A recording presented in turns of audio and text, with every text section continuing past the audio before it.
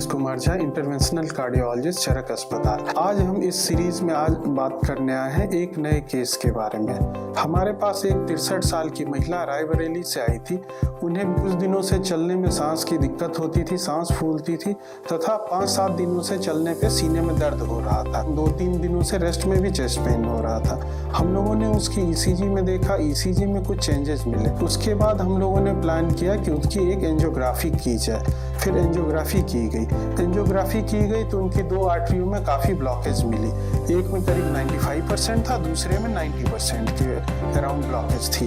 तो हम लोगों का प्लान हुआ कि इस ब्लॉकेज को उनसे प्रॉपर कंसेंट लेने के बाद इसको स्टेंट करके ठीक किया जाए। हम लोग हार्ट के अंदर से जब हम लोग एंजियोग्राफी करते हैं तो हमें जब डाई देते हैं, डाई के थ्रू एक इमेज मिलता है, हार्ट की नसों का साइज के बारे में अंदाजा लगता है। लेकिन हार्ट की आर्टरी एग्जैक्टली बहुत अच्छे से हमें उसमें पता नहीं चल पाती। उसके लिए हमें एक नई टेक्निक है, आईवस उसको कहते हैं, इंट्रावेस्कुलर अल्ट्रासाउंड। इसमें हम लोगों ने इस टेक्निक का यूज किया।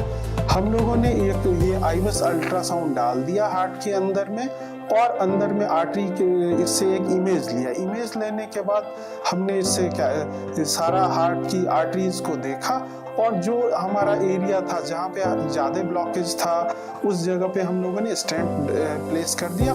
और स्टेंट प्लेस करने के बाद हमारा जो जब हमें सफिशिएंट लग गया कि स्टेंट प्रॉपर एक्सटेंड हो गया है तो फिर हम लोगों ने फिर से दूसरी आर्टरी को स्टेंट कर लिया। इस प्रोसीजर के दौरान में हमें एक जगह पे डाउट हो रहा था, 50% और 70% लीजन्स था।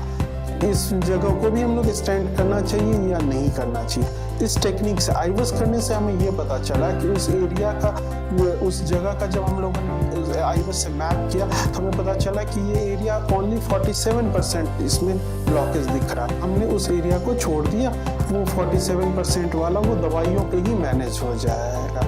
तो इसमें बेसिकली इस होल एक्सरसाइज का लर्निंग ये है कि आईवस के थ्रू हम लोग हार्ट की जो आर्टरी जो अंदर से नहीं दिखती है हम लोग अंदर से देख सकते हैं और उसमें जो अननेसेसरी स्टेंट से अवॉइड कर सकते हैं। तीसरा, जो स्टेंट जो हम लोगों ने हार्ट के अंदर लगाया था वो बिल्कुल हार्ट की आर्टरी से प्रॉपर वे में अपोज्ड है, बिल्कुल चिपकी हुई है कि नहीं।